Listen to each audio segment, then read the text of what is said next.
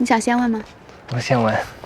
真的，你想先问So if you don't have to consider us, me, or our traveling lifestyle, when would you want kids? 如果我也不用考虑养育他的话，就是那些难题的话，我觉得现在都挺好的。真的？我的意思是，如果我不用考虑那些 difficulties，yeah, of course, anytime, I'm ready. 但是正 That means you want it quite a lot. If right now you're ready. 但是那些难题真的会吓到我。如果让我做一个选择的话，那个我想要他的，有多想要他 ，vs 那个难题，这个会把我吓跑的。So it seems then that the main thing stopping you is our lifestyle. Because apparently if you take that away, you're ready right now. Yeah 对呀、有意思。如果我们两个过正常人的正常节奏的生活，因为我觉得我准备好了，我觉得我的身体也准备好了，因为毕竟已经快30岁了嘛。对。I knew it would be sooner, but I didn't know it would be that soon. 30岁我觉得是一个挺好的时间的。好的，该你了。我们已经在一起4年了。如果满分是100分，我想请你为你对我了解多少打一个分。你觉得你了解我多少？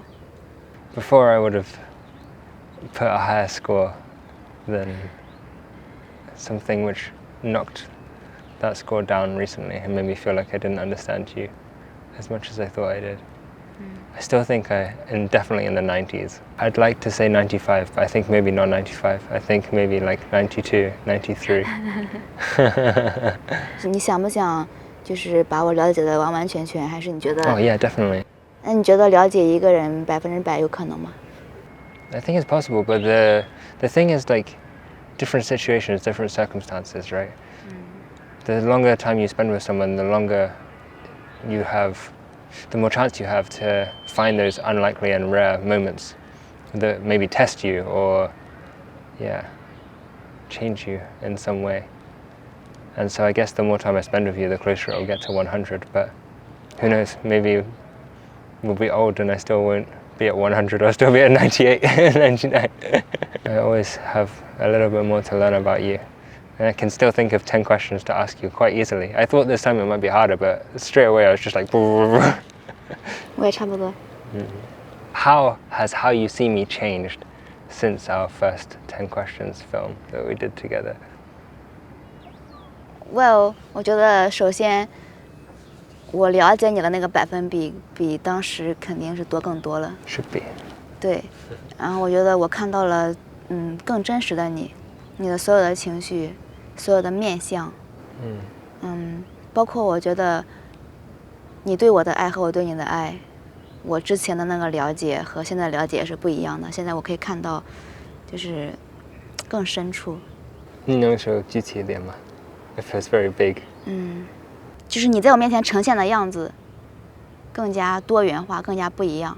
比如说你现在你有冥想的样子，对吧？之前我是肯定想不到的。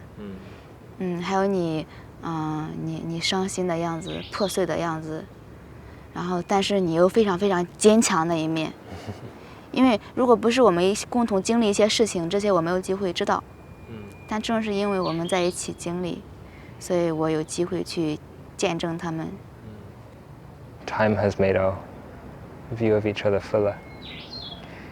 I feel I see you so completely now. I can look at you and I know who you are so deeply.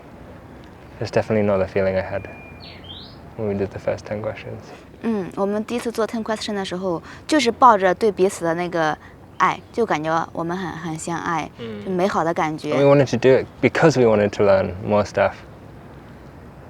对。你认为我是你的灵魂伴侣吗？我认为如果这个事情存在，你 maybe. 但是我不相信灵魂伴侣这个事情。Obviously, in your life you could meet so many different people and you could be a match for so many different people. But you can't spend 4 years with every single person that you might meet, right?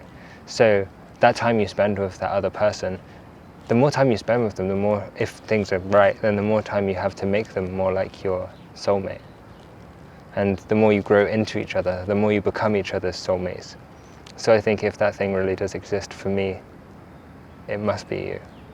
Because there's never going to be anyone else in my life who I've been able to grow with so much and who has filled out my world in the same way that you have. But if you talk purely in terms of like a match, like the traditional idea of a soulmate, then maybe, I don't know, like maybe there's someone else who matches me better. I just didn't have a chance to meet them. But I feel like 我会切断你所有的机会。 that's okay with me.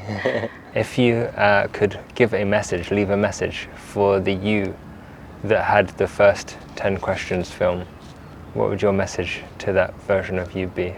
其实今天在录之前我就想这个问题，之前因为我第一个视频很多人看，其实也是因为有很多人认为我的问题问得太低级了，问的跟你的很不一样，你的是全是全是从我出发，反正就是境界不一样，就是有人说我问的问题境界很低，我后来有怀疑过自己一段时间，导致我后来就是好像在做一些别的视频的时候，我会刻意让自己显得高级一点，就有境界高一点，问的问题更高水准一些，自己心胸更宽广一些，而不只是去就是那种小女生的那种东西。但是现在我想一下，如果让我对那个时候的我说的话，就是想说什么就说什么，想问什么你就问什么。你想问，我想问你是不是你有多喜欢我？我想知道我就去问，我不用去考虑自己问的水准高不高，自己的境界高不高。我的老公比我多优秀，我都不 care， 我就让他去问他真正想问的问题，得到自己想要知道的答案，去做自己。How would you persuade her that that's the right thing to do? 因为那个是为了你自己的，不是为了外界别人如何看你。如果一直为了外界别人如何看你的话，永远都找不到那个对的方法的，你可能总是会出问题。Yeah, I think that's right. 而且当下的你就是当下的你，就是最真实的你。如果非要去装的境界很高，也没什么意义啊。但是当我境界高的时候，我的境界自然而然就高了，我都不用装，它就已经很高了，对吧？